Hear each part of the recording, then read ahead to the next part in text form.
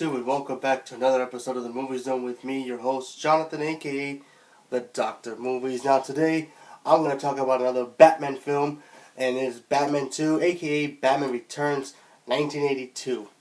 And this movie was directed by Tim Burton. Now, before I begin, like I said, if you've never seen this movie, spoilers, because I'm going to do all the Batman movies and all the Superman movies before Batman v Superman next week. So, stay tuned. Okay, so now we are already at the point where Batman is now a part of Gotham. They know who he is. They gave him they got a signal to contact him whenever there's trouble. And now we have a new threat in Gotham, and it goes by the name of the Penguin, played by Danny DeVito. Now, before I talk about him, let me talk about something else about this movie. This movie takes place in Christmas time, during the Christmas time. And, since the first Batman movie was a big success, they told Tim Burton, have fun. And then you really get into this movie and you're like, wow, this really is directed by Tim Burton. Because if you look at, Batman Returns, and then if you compare it with the first Batman, it's very different tones. In the first one, it was just gritty, dark. It was, like a normal Batman movie or any kind of dark superhero film. You look at Batman Returns, it's dark, but it has that Tim Burton flavor to it. He was stirred in a pot, he put his flavor, his special formula, if you will, into it. Like how he makes the Edward Scissorhands and Beetlejuice. He puts that little flavor into it to make it his own. Because the studio took off the handcuffs and like, yo, here's some more money, have fun with Batman Returns. And let's see if you can give us another good hit. And, of course, this movie was a hit. Of course, it made a lot of money. Because Batman's a big franchise. Now, this movie also has two other villains. It has Selina Kyle, played by Michelle Pfeiffer, aka Catwoman, and of course Max Schreck, played by Christopher Walken. And before I get into that, let me talk about this movie and what is different from what the first one was. In this one, Batman's more Batman. You know what I mean? The other one, he did his fighting, yada yada yada. But in this one, he's more combat. He has more of the gadgets, more of the Batmobile stuff. A lot more scenes in this movie too. And the Penguin has a scheme. Not much of a scheme per se.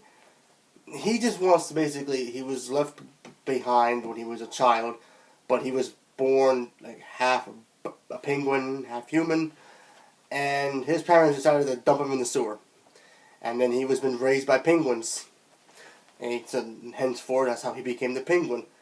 So all the dude wants to do in the world is find out why his parents did that to him, and why they left him there. So he does find out, and then Max Schreck decides, you know what? Let me use this guy to my advantage.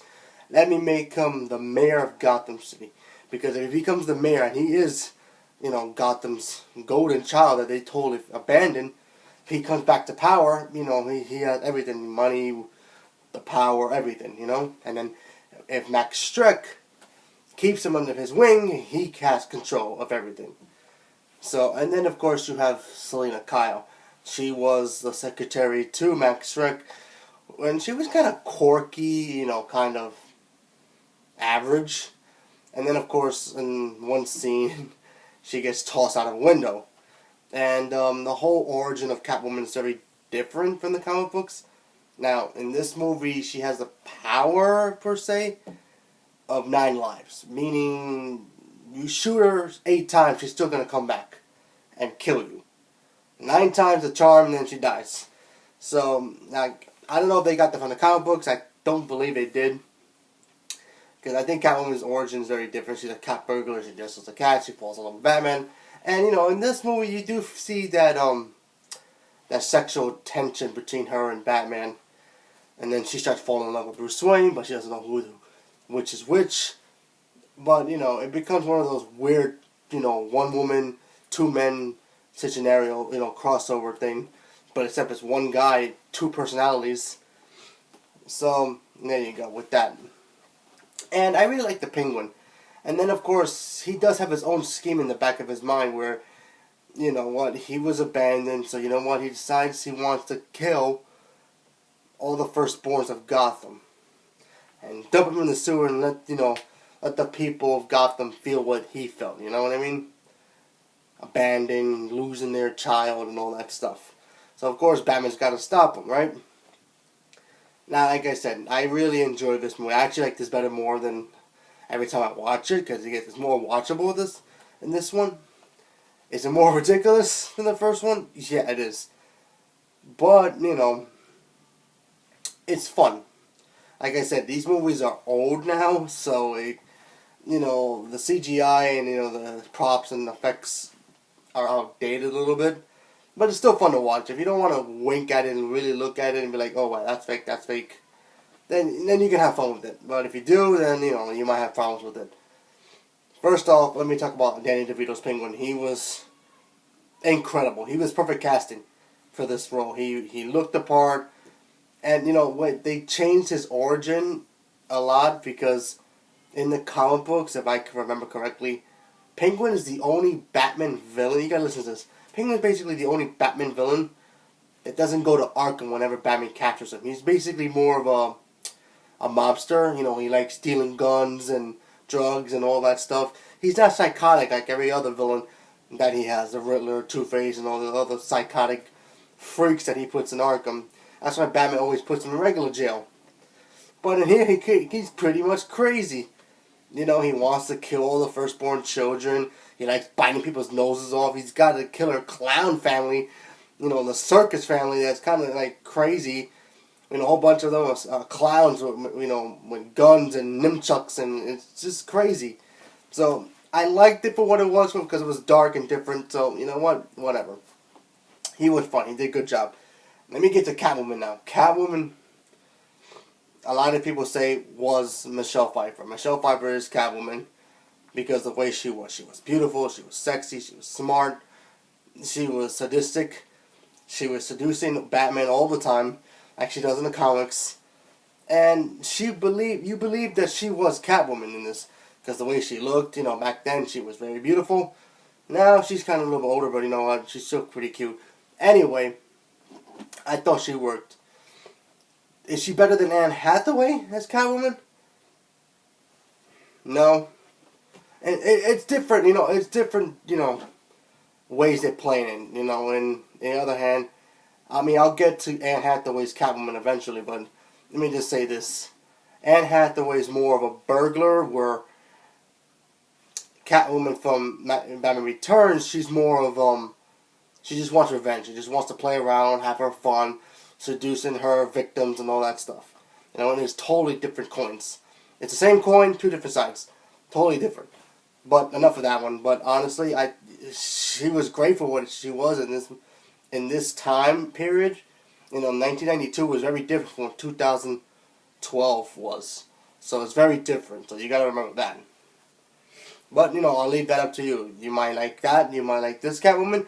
You might like Anne Hathaway, or you might even like the Adam West version. It's totally different. Up to you. I personally think she was good for this one. You watch her now as Catwoman, it might not work, but...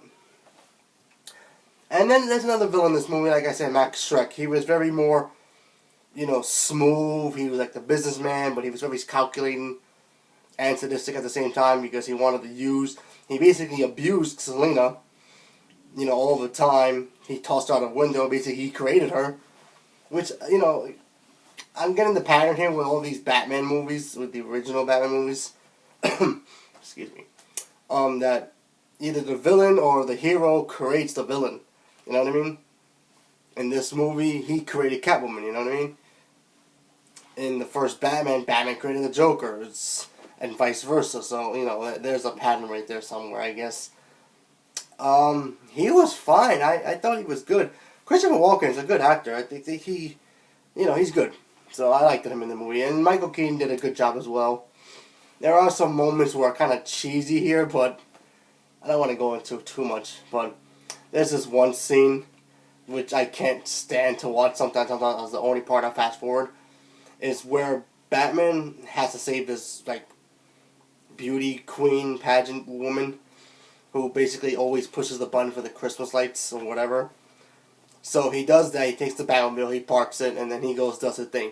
Or leaves on the street. And then the circus clowns basically come in, hijack the Batmobile, and turning into a remote control thing, where the Penguin can get into a little, those little rides that you put 25 cents or 50 cents so your kid can ride back and forth. He gets in one of those Batmobile versions and he controls the Batmobile. It's kind of ridiculous, but you know what? Whatever. It's for what it was back then. Back then, as a kid, I was like, wow, that's funny. I watch it now, that pains me. Two reasons. Why? How does it even work? Where did he even get that? How did he get the technology to even open the Batmobile?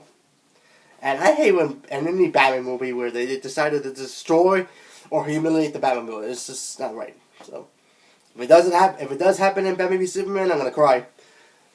Anyway, another bad thing about this movie I can think of, the whole Selena Kyle thing. I mean, like I said, I liked her as Catwoman, but I feel like the whole 9 lives was kind of pushing it a little bit. It just, they couldn't just say. I mean, they never really mentioned that she had, they did mention it, but they never really explained how she had this ability.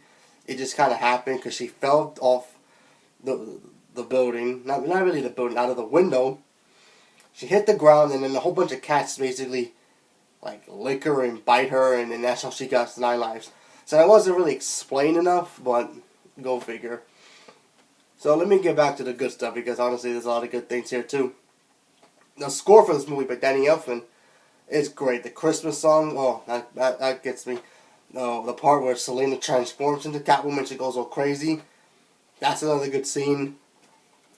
Batman just doing Batman stuff. He's fighting, the circus clowns, and he's beating the holy hell out of them. But you know what? For what it was fun.